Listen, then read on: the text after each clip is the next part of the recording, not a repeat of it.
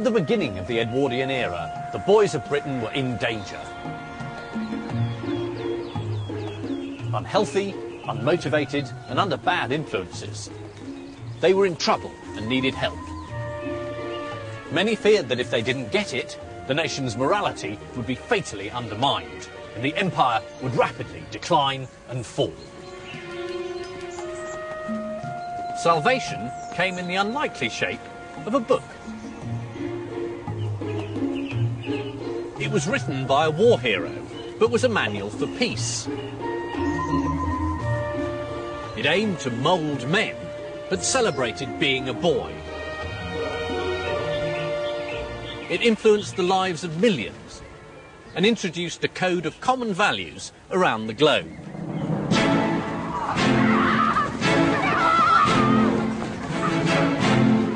Its name was Scouting for Boys.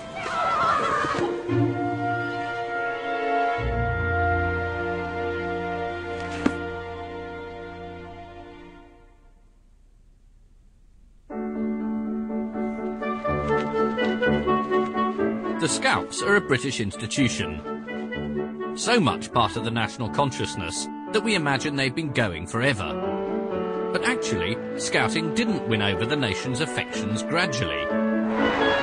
It was an overnight sensation. It all began in 1908 with a best-selling handbook. In the 20th century, only the Bible, the Quran and the thoughts of Chairman Mao sold more copies than Scouting for Boys. How to make buttons out of bootlaces. How to fly Britain's flag. The boy who apes the man by smoking will never be much good. The book is definitely not the expression of a systematic ideology. Instead, it's a ragbag of disparate ideas, held together only by the personality and experiences of one man. Scouting's maverick founder and Boer War hero, Robert Baden-Powell. He's pro-British Empire, but anti-men with waxed moustaches. And he's completely obsessed by boots. It is surprising how much meaning you can read from the boot. To wear your heels down on the outside means that you're a man of imagination and lover of adventure. But heels worn down on the inside signify weakness and indecision of character. He may have had some peculiar ideas, but Baden-Powell was also very charismatic. Hello, you boy in the corner there. You ought to be a Boy Scout. You're a fine-looking fella, and I know you'd make a jolly good backwoodsman by the look of you. You're ugly enough anyway. Actually, I was never in the Boy Scouts. I think at that age I was probably too busy making jokes about Baden-Powell's Scouting for Boys. Is he? Naughty old Baden-Powell. Not realising that that wasn't a very new joke, and that it's always been easy to laugh at Baden-Powell and at the Scouts, and it's become something of a national tradition to do exactly that.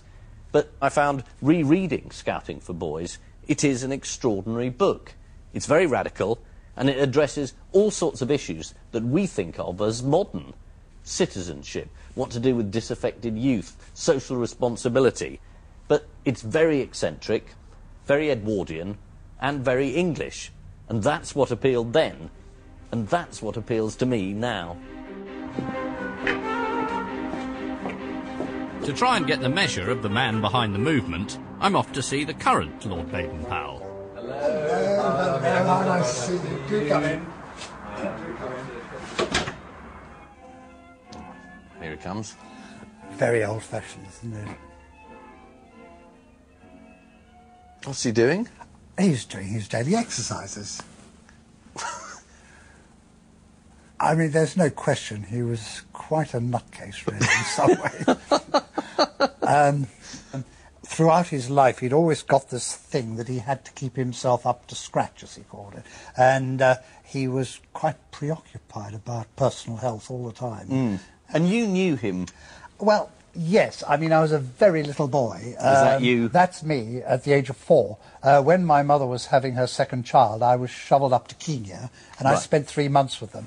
And all I remember is, like a lot of children, I was just like a rattling cage. I was always asking questions. It was, shut up, oh, go and do something, oh, go and play.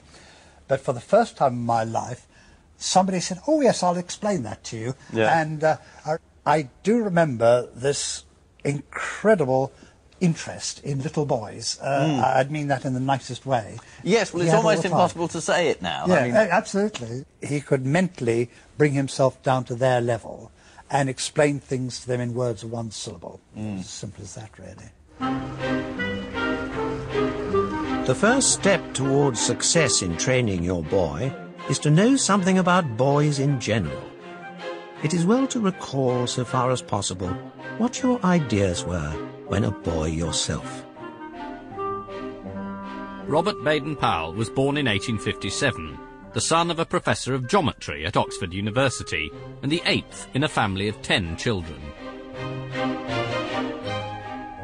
The kind of person who was going to invent the Boy Scouts, which is a very odd institution, I think, is the sort of boy who would have been thrown on his own resources, in a way, at an early age. Baden-Powell, when he was only 3, lost his father. And he became obsessed with the idea of what was it that fathers say to boys that makes them manly later on. His widowed mother was, however, pushy enough to get him the best available training as a man. He was accepted on a scholarship to one of England's leading public schools, Charterhouse. Life here offered Baden-Powell a wealth of new experiences. Most of them, however, well away from the classroom.